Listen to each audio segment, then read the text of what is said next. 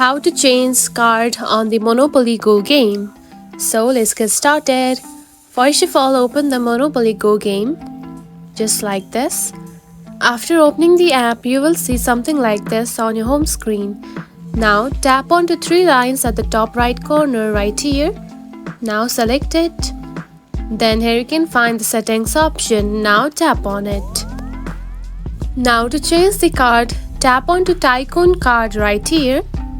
Now tap on it.